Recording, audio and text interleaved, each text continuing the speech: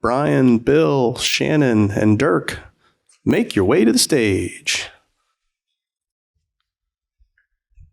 Thanks, Matt. As folks probably know, I'm Brian O'Leary. I'm with the Book Industry Study Group, and I'm joined today happily with Bill Barry from Macmillan, Dirk Hiler from Lakeside Press, and Shannon Bone from New Leaf. Could I ask you, maybe starting with you, Shannon, just to tell us a little bit about your role so folks know, where you're coming from? Can y'all hear me? Yes. So as president of New Leaf Paper, I oversee a large part of our business, but regarding our mission, I focus on all things sustainable. So sustainability drives our mission as a company, and so I oversee certifications, relationships, and environmental partnerships. Thank you. Dirk Hiler from Lakeside Book. I run our operations, so I'm responsible for all of our print operations, as well as a lot of support operations, which include our environmental health and safety, which our sustainability and ESG efforts fall underneath. Thank you.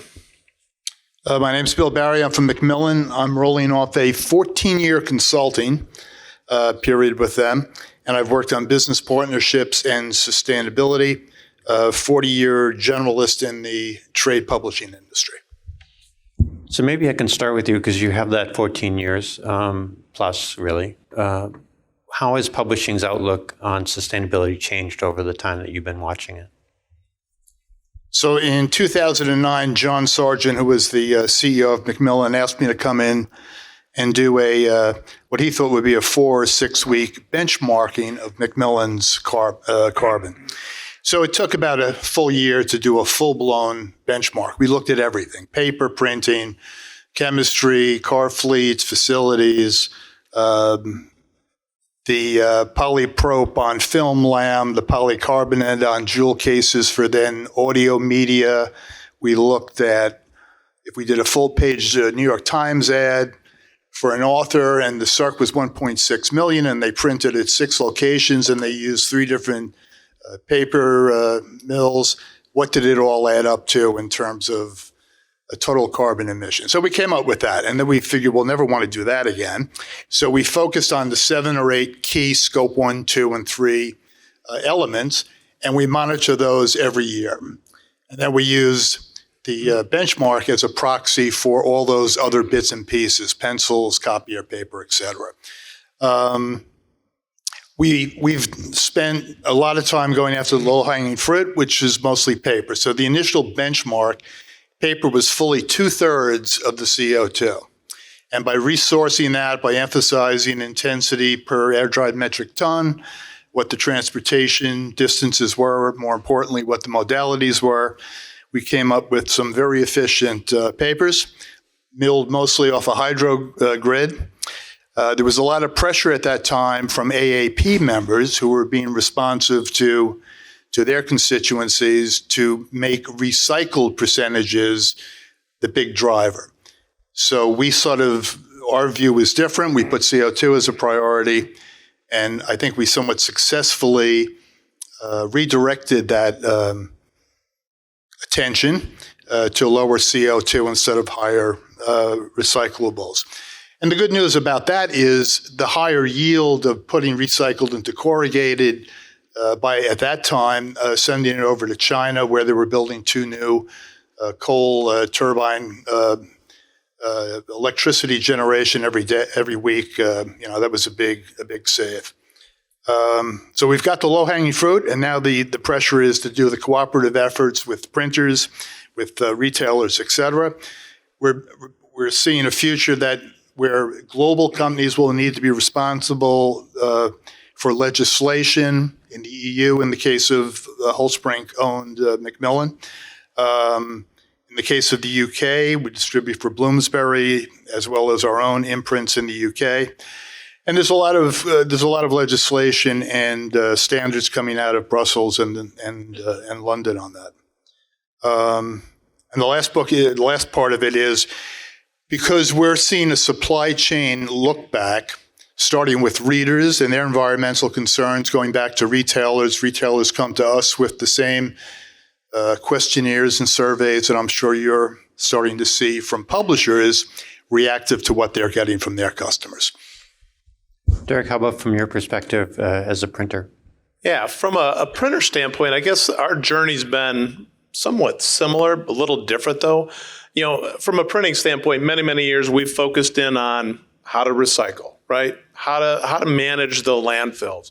Part of that, we did that obviously because of, hey, there was a revenue stream, right?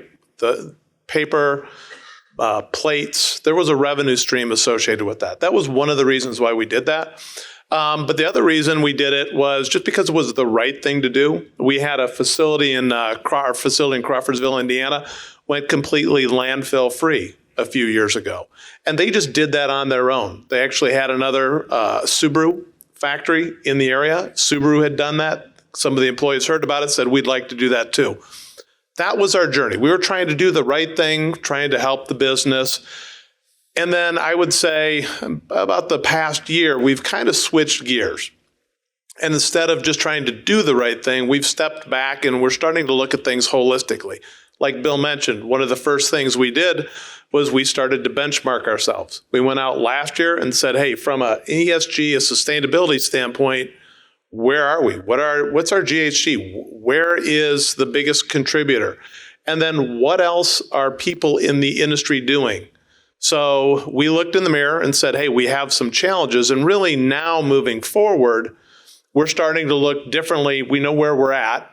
We've formed we have a couple of people that, we have a committee now that's starting to take a look at what are the things we could do, and also what are we going to be driven by in the future from our customers or our suppliers? Because I think right now I see us in the middle.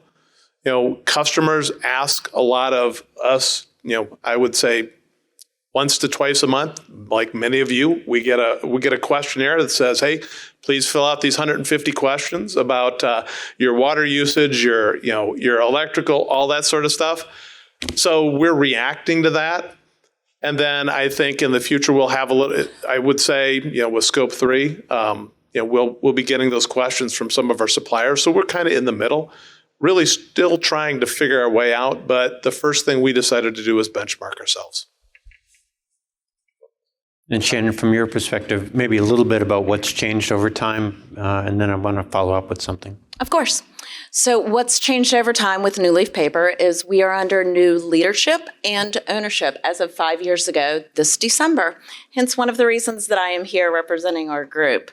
We have evaluated our portfolio and ensuring that our products are more mainstream to better align with the publication arena and our commitment to them. We also took a deeper dive, exactly what you said, with our internal framework of who we were as a company. So we align with the B Corp movement, the B Corp certification. Is anybody familiar with B Corps? Okay, so a few of you. So let me go a little bit back. So B Corp is a certification for businesses who have an impact for good. And you're rated on 5 different pillars to evaluate your certification. So governance, workers, community, customers, and environment. At the end of the certification, you get a score. If you're 80 and above, you qualify as a B Corp. B Corps that you may be familiar with include Patagonia, Allbirds, Warby Parker, Bombas Socks. These are companies that are leading sustainability. They're really pioneers in the sustainability arena. So what we did is by using the B Corp framework, let me go back. So certification for New Leaf Paper occurred back in March, and I'm proud to say that we raised our score by 40%. So we are now at 115 based on those pillars. So we took the B Corp framework and evaluated who we were as a company to make sure that our culture of sustainability filtered through those 5 pillars. So sustainability drives all decisions with our company, not only in protecting and preserving our forests, but also the impact that we have on the waste stream, even down to how we use our revenue. So how we use proceeds of our company to reinvest back into the community, but also back into the industry through nonprofit organizations in the United States, such as One Tree Planted, Gettysburg Nature Alliance, Trees for Tomorrow, American Chestnut Foundation, etc. Can you talk a little bit about how your customers' expectations have changed over the 5 years that you've been Of course. pursuing B Corp? So customer expectation, that's a huge question. I've talked to several people who, in fact, brought this up. And new youthful people are coming in our industry, which is a very exciting time. And many of these youthful people are demanding better sustainability practices. I've also seen a surge of new people like me, females, joining, hence the green stars that are on our name tag, which is a very exciting time for our industry. There's a greater appreciation that I think stemmed from the pandemic of us feeling trapped inside and wanting to get outside and explore nature and appreciate nature and taking in the thought process of, are we a part of the problem? Are we a part of the solution? And what are we going to do about the climate crisis that faces us today? The pandemic was a terrific time, a horrible time for all of us. It upset the apple cart of how we did business, suppliers, printers. It made us question our reliabilities and our dependencies with organizations. And then you had the huge surge of additional social impact issues that were brought up during this time that made us all reevaluate and refine that lens for what is ethical. So we've seen that with us as a company, but also our customers. One thing that we have done recently was we have partnered up with publication partners and created a semi-closed loop economy. And when I say semi, what I mean by that is it's not, I think we're all familiar with closed loop, that it goes back to cradle to grave, all the way back to the consumer. So we have partnered up with our publication partners to pick up obsolete orphan rolls or even printed textbooks and made those products back into good with a lower carbon footprint and provided the environmental savings back to the customer. So it's a very exciting time on sustainability, and I welcome the opportunity to engage with anybody on it. Dirk, I know you'd given some thought in the same sense to what the stakeholders at Lakeside have been looking for and how it's changed. Maybe you can talk a little bit about that from your perspective. Sure, I'll talk about a few of the stakeholders. I think the biggest one, obviously, is our customers, right? The publishing community. And that has been what has really driven us. I think the interesting thing is everybody has a different set of questions from a customer standpoint, a publisher standpoint that they ask. They're looking for different things. And the stakes are starting to get higher with those stakeholders. In fact, we actually had one customer that came to us and said, all right, it's not just answering my questionnaire, but you need a 3% improvement in your GHG next year. And we looked at it and said, we'll give it a try. It's that continuous, stepping up of that game. That's, I would say, a challenge for us in that world. There's a number of different standards internationally out there. I think there's 7 different standards. And it's like, which one are we going to adopt? Which one does each customer go to? And the challenge for us is we have to answer the questions to everybody. So I'm going to utter the word standardization. That would be great. I know that it is beyond this room, though, for that. I'd say a couple other stakeholders. One is our owners, Atlas. They're managed by, they have investors, right? And they've said, hey, we need you and we need our companies to engage in this subject because our investors ask about it. So that's another angle for us. And I'd say the other one that has been silent for us is our employees, our communities, as well as our suppliers, right? Our employees, we know that our employees are engaged in this. We did a drive, an electronics recycling drive in one of our plants last year, and it just was overwhelming. They had they figured they'd fill one large 40-yard dumpster. It was 2.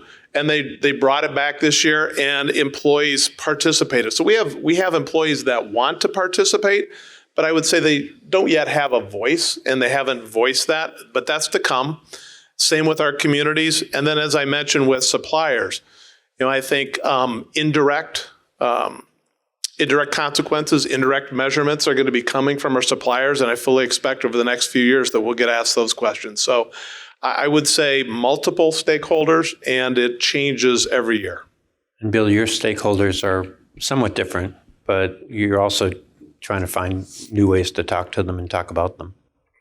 Well, from the broadest perspective, it's everyone in this room, printers, paper companies, merchants, brokers, chemical manufacturers, et cetera. More directly, it would be authors and agents.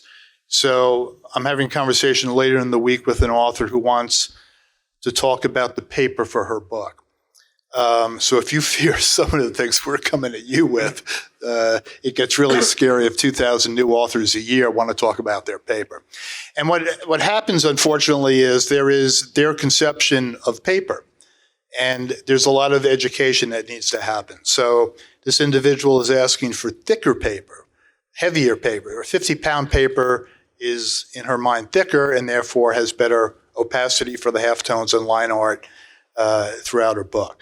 So we've come up with a sort of fervorino that talks about the standards of paper, PPI, opacity, things like that. We've talked about the chemistry that makes it a certain way and perhaps more aesthetically pleasing to the eye. And then we've talked about, the difference between acid-free or free sheet and uncoated, and how much roundwood or sawmill residuals are required. And then we talk about prioritizing one thing over another thing and recycle fiber, things like that. So it's a real process, and you come out many times with a whole different solution than people went into it with. Retailers, obviously an important part of our stakeholders, they're becoming very demanding. I had done a book with Sam Walton 30 years ago, and the fact that the third generation of the Walton family is funding the Sustainability Consortium and has funded a big environmental center at the University of Arkansas is going to put a lot of pressure on our industry and just about every other industry. Readers are weighing in, and what follows readers are campaigners. Greenpeace was campaigning against children's books maybe 8 years ago because book readers were a prized demographic. Politically left-leaning, high disposable income, and well-educated. So it's the trifecta of if you're doing a fundraiser. If you campaign against a publisher, we barely move the needle when it comes to CO2 compared to cement manufacture and other industries. But we have an outsized influence because of the attractiveness of who our constituents are. And finally, it's also the whole ecosystem from the very end of the supply chain. We call it stump to dump, from the forest all the way through the end of the book's life. It's important to note, because we hear so much about, one-use plastics and things like that. Typically, books will hang around in case-bound for 40, 60, 80 years.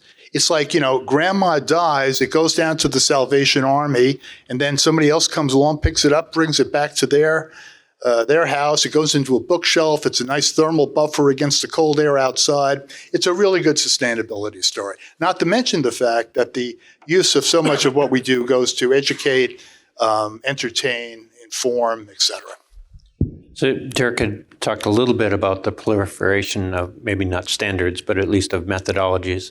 Maybe you could talk a little bit about your experience with methodologies, and Shannon and Dirk, you can weigh in, because I think there's a story to be told for this audience about how a lot of things are coming down the pike and we may not be prepared for them.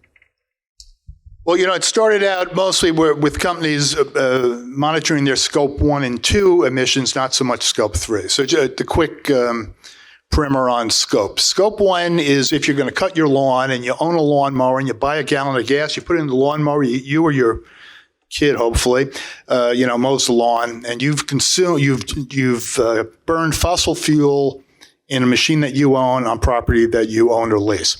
The second would be you have an electric mower, you plug it into an outlet.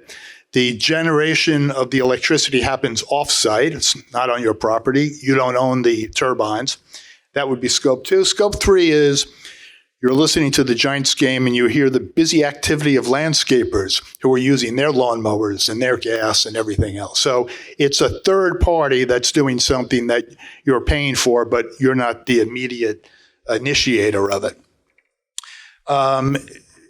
Scope 3 has become more and more of concern because in most environments, it's the largest of the many scopes. It could be, in our business, it's probably 75-80% of our total CO2.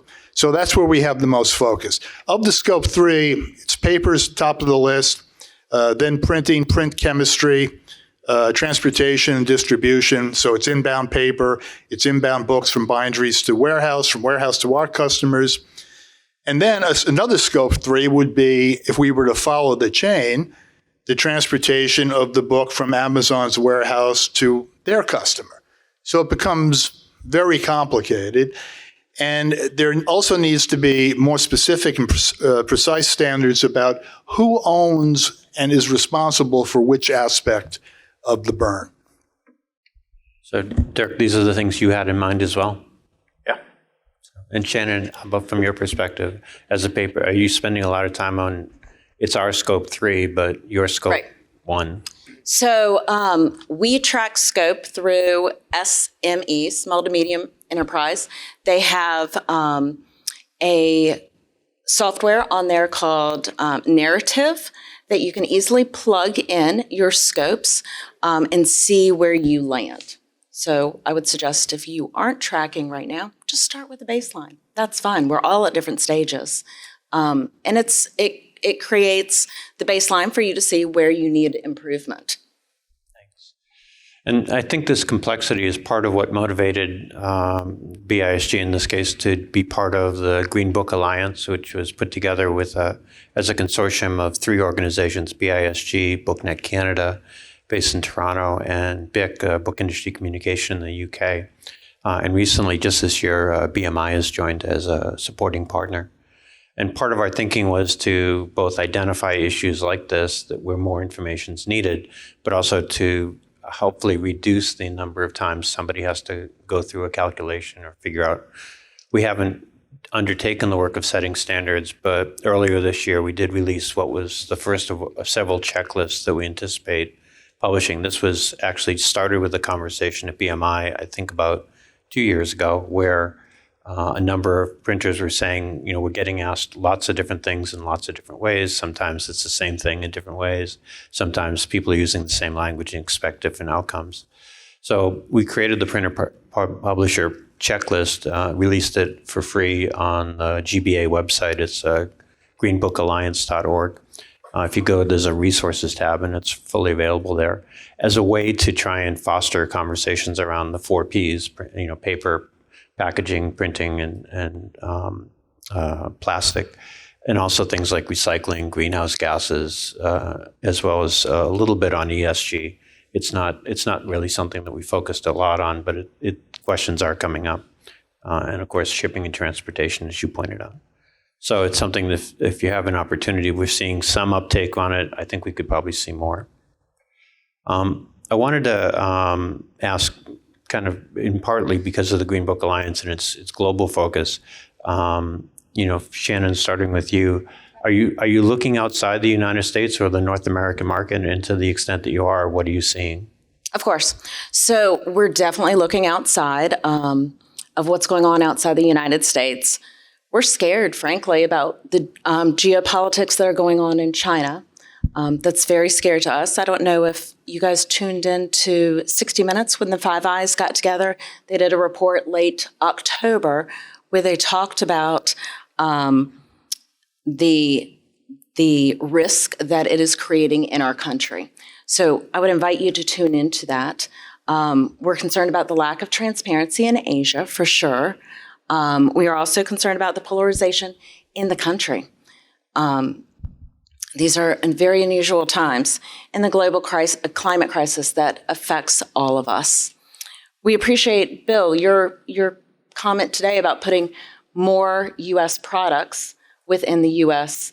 Printers, and we love that. But we think there's an opportunity to do more, in particular to source additional paper and additional waste and additional printing for the United States for the K through 12 market, utilizing our tax dollars to fuel our economy here in the States, reduce our country's risk, and it's the right thing to do. As Dirk said, sometimes you just have to do business because it's the right thing to do and make decisions. At New Leaf Paper, our business model that we function with is using local mills, local printers. We manage our waste locally, and we select transportation modes with the lowest carbon footprint. And how we do that is through a Smart Way certification, transportation certification. We also suggest reviewing your supply chain to make sure that all of us minimize the risk of our company, but also support our U.S. economy. And Dirk, Lakeside has a strong North American footprint, but are you looking globally as well? Yeah, I'd say tactically we're looking globally. So really trying to look over at Europe as what are the trends in the printing industry over there. Two really, really simple things that I've seen. One is tape, right? Every carton of books that we put together has plastic tape on it. Well, guess what? There is paper tape that's available. And so we've actually done some research. We've tried it out. We know that we can use paper tape. If that becomes something that our customers are interested in, we can have that conversation because we're ready.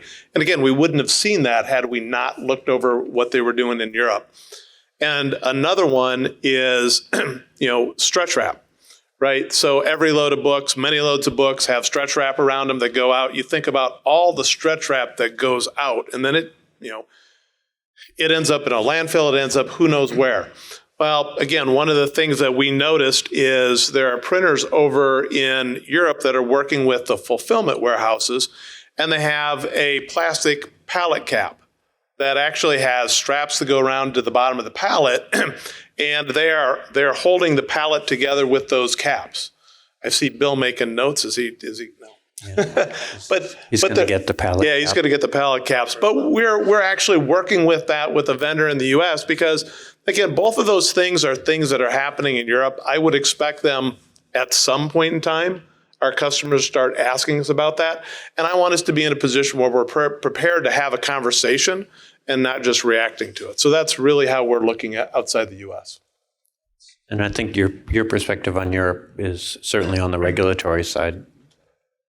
Yeah, and in Germany, for instance, they used to shrink wrap every single book that went out. So Holzbrink there started an initiative supported by Bonnier and some others, where they essentially have done away with that, and they did it within 6 months across the industry. I think they're still shrink wrapping, high euro-priced art books, things like that, but it was a sea change overnight. Kind of a forward-looking question. This one focused more on North America. If I could start with you, Bill, what's the thinking on the next, say, 1 to 5 years? I mean, and I think you also think 10 to 30 at the same time. I think there's some things I'm concerned about is there's this constant tension between SFI and FSC. I think that we're agnostic when it comes to certification. We think it's really important that there isn't a monopoly on certification, which will only lead to agendas and price tribute and a whole bunch of other things. In terms of back engineering, I think as you start to see these surveys and they go deeper and deeper into your business, you're going to want to make sure that there's someone looking over the shoulder of the person who's giving the information. Because otherwise, if you're also negotiating the deals like I am, it's an insight into things which is valuable to have. Cooperation, I think, between printers and publishers is essential. The AAP has started an initiative. We understand that Harper can't have the Harper ink and Macmillan have the Macmillan ink that's 40% soy, and PRH wants 50%, cottonseed, et cetera. So we're going to try to come up with some standards from our perspective, seek BMI participation in council in terms of how we can affect the most change from a pragmatic, practical point of view. 30 years out, I'm not as concerned beyond my grandchildren, but I would hope that there's an embrace of sustainability that makes it an authentic part of being a good business steward, as well as a good curator of things for future generations. So near in and then further down the road from your perspective? Yeah, Dirk. Okay. Yeah, I would say near in, and to me it's standards, right? We've talked about that a couple times, but if we're filling out 15 to 20, surveys a year, we've got multiple plants. We're collecting data in each of those plants, and then we're giving everybody a different cut at it. We've got to come together at some point in time. And if that's working with the Green Book Alliance, if that's working through BMI, some of you know that I'm on the M&S committee at BMI. I've worked for a number of years with the MSST for the education business, the manufacturing standards and specifications for textbooks. And that was formed because of this, I would say something similar, which was, back in the 40s and 50s, every publisher had a different requirement for making textbooks. And the publishers, the printers, and the states who took them all got together and created a standard, and they all followed that standard. And it has worked well for years. To me, that's really where I see this heading. I see it benefiting us, because rather than having everybody in the room learn something on their own, we could all share that. We could all benefit from that, because it's not something that is, it's something that is going to be coming. It's something that we have to embrace and we have to understand. So really, to me, even near and short and long term, it's the standards. Thanks. And Shannon, how about your perspective on short term, long term? So my perspective, I wish I had a crystal ball and I could look at it and tell you guys what's going to happen. I do feel the pain of surveys, but I think it's something we got to roll with and embrace. Sustainability is not going away. It's becoming, it's more booming. It's more pressing. It's constantly evolving. We do not have all the answers. We will stumble, but we will also learn in this process. I think surveys from customers evaluating our supply chain, they're going to continue in all aspects with greater scrutiny. I believe in certifications. I think that FSC and SFI are great certifications, but I do think that as an industry, we're moving away from just checkbox certifications, and we're going to need to evolve, and I think we're seeing it, that certifications are going to be more meaningful and more impactful. They're going to involve creating that baseline, and your evaluation is going to be progress over perfection. So what are you doing for continuous improvement within sustainability? And I think we're all under greater scrutiny and the need to be more transparent with our business. That sounds like a call for data. Maybe that's the theme of our morning. I have one more question for you, but I think rather than we can do that at the end, perhaps go to folks from the audience. Yeah. Questions for the panel? Yep. I think that's David Hetherington. Yes, it is.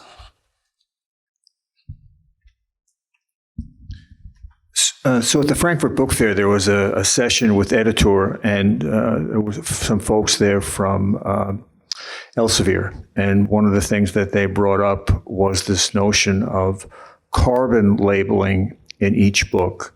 So I'd like to get, Bill in particular, your perspective on the value of that proposition.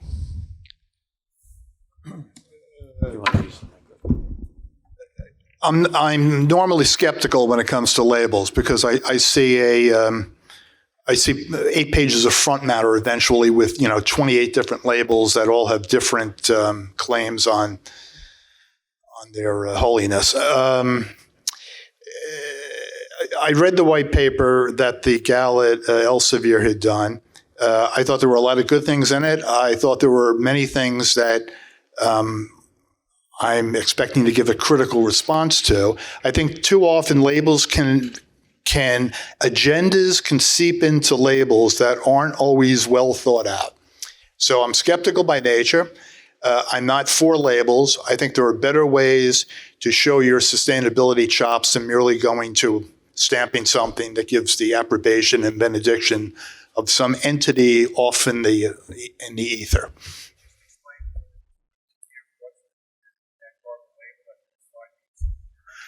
Yeah, it's 5. I'm not going to remember off the top of my head. I think it's pre-press, so planning, curating the editorial, printing, distribution, paper, and end of life. I think the part that I thought was weakest was in terms of how they got into paper, and I think there was you could default to a calculator, and calculators are always dangerous because if it doesn't make a distinction between free sheet and uncoated and what kind of grid it was on, it can be a problem. There was that snowflake mill out in Arizona, I think Catalyst owned it, 100% post-consumer recycled, 18 times the intensity of 100% virgin off a hydro grid in Quebec. So it's a feel-good thing, but it doesn't do much for the environment. And then are you familiar with the project that David's talking about? Then it's probably best to stay out of it. Agree. Right.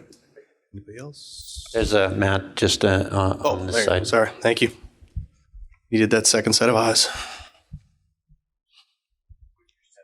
appreciate that. I'm not sure if you guys can address this or not, but what are you finding out? How are publishers justifying the increased scrutiny on U.S. printers and manufacturers, at the same time sending lots of work over to China with their reputation on the environment and on human rights issues? Is Bill starting? Don't rush for the mic. It's a perfectly legitimate comment within a question. We send out compliance surveys to our Chinese vendors. We don't have boots on the ground there. We're pretty sure that there could be a subcontractor who's subcontracting, and by the time, Bureau Veritas showed up, the 8-year-old workers might be long gone. And it wouldn't be anyone known to us. It was just the way work has passed around. We do a lot of our business with R&D in Asia because we believe that they have a sense of responsibility, eyes and ears, et cetera, that hold to a higher standard.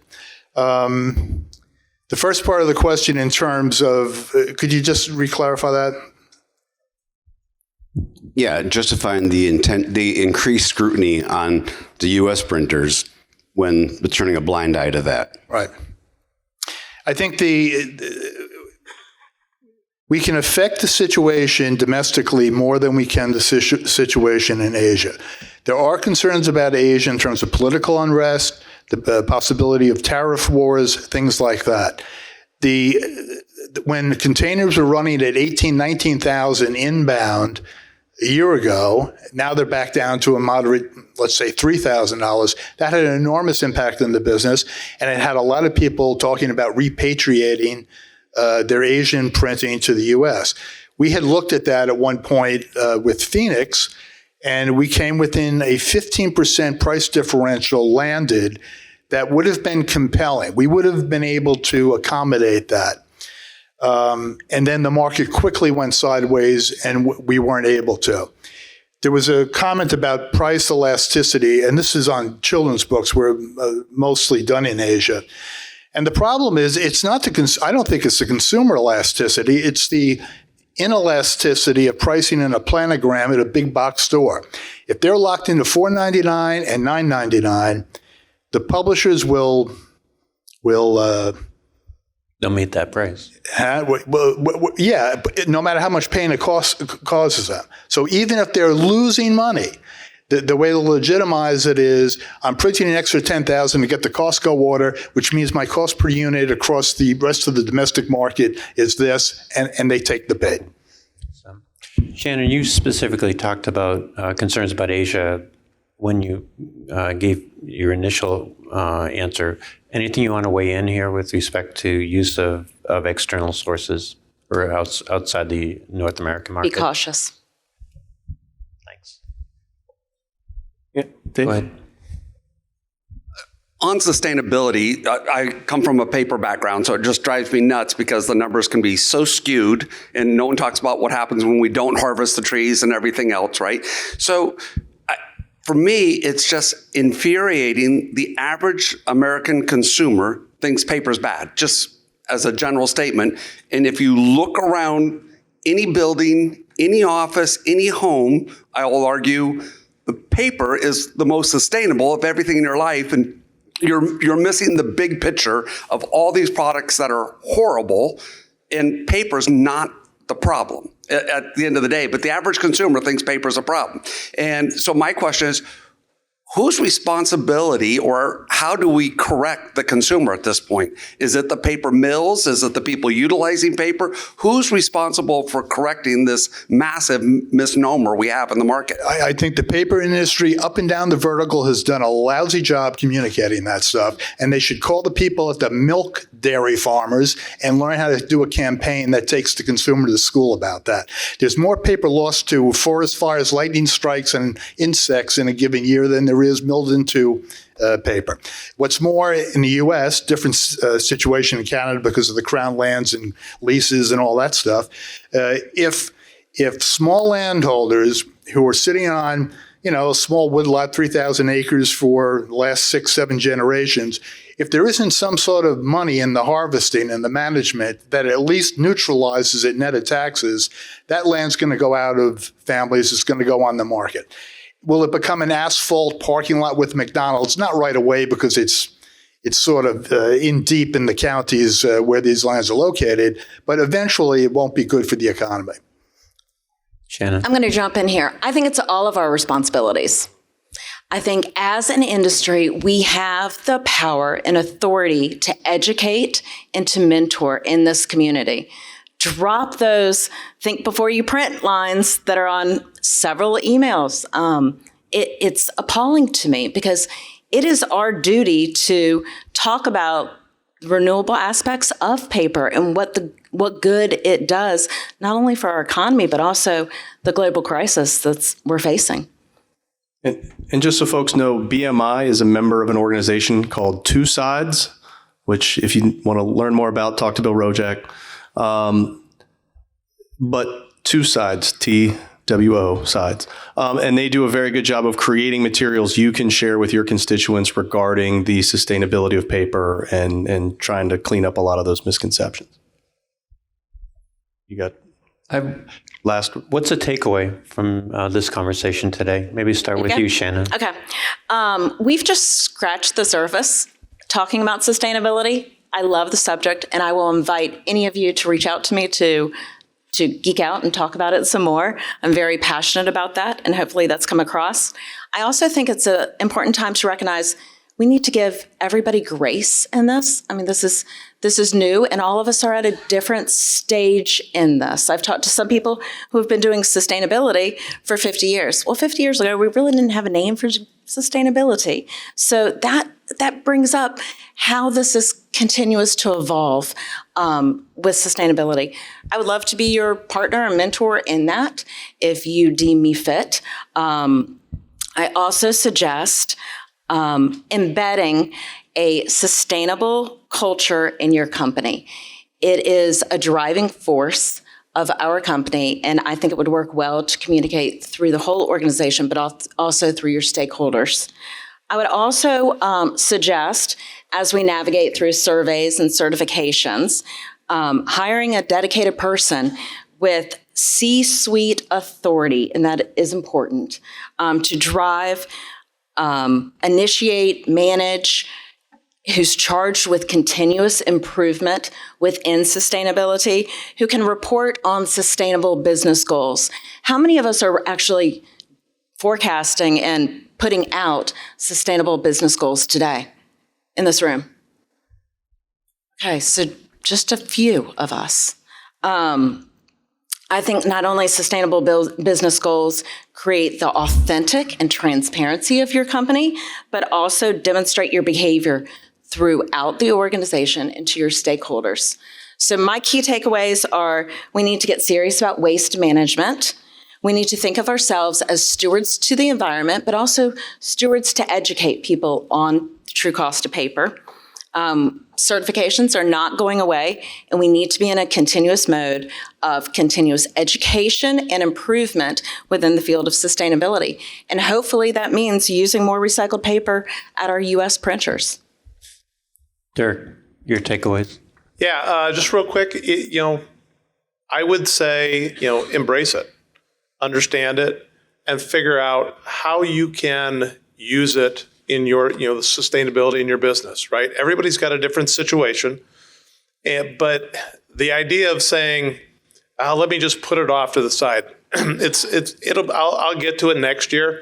Next year's here. It's not going to go away.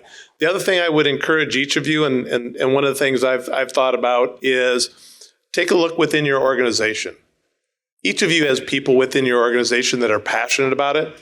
That's frankly how we started, right? I had one of the plant leaders who was very passionate about it. And it's like, hey, here's an assignment. I want you to go set up and find somebody to do benchmarking for us. And he did a great job and he enjoyed it. There's other people in your organization. Try and figure out how to get them involved, because if it's a passion of theirs, it'll bubble up and help you. So, and Bill, as a sustainability expert with C-suite access, what's your perspective?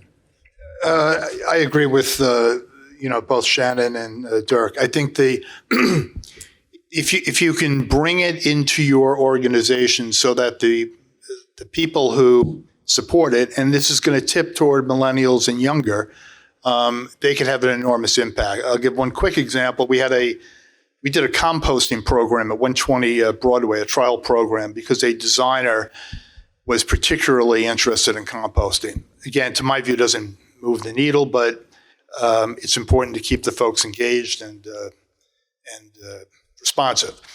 As a designer, if she were to put an extra 2 characters per line, extra 2 lines per page, put the folio on the vertical instead of the horizontal, lose the running heads, all that stuff, she could save 6% on the paper for all the books she designed in that year, while being aesthetically fine.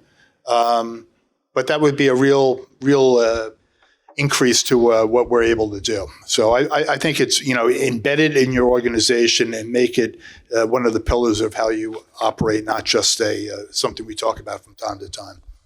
Well, Shannon, Dirk, Bill, thank you very much for being part of this today, for handling a couple of the harder questions, and appreciate your time. Thank you. Don't go anywhere yet. Don't go anywhere yet. You guys get these little thank you gifts here for being part of that. So thank you, Bill. And wireless charger, trying to be a little bit more friendly. Yeah, exactly. And then I was not quick enough to get Gary and Kathy before they walked out. So there's your thank you. Well, thank you, everyone.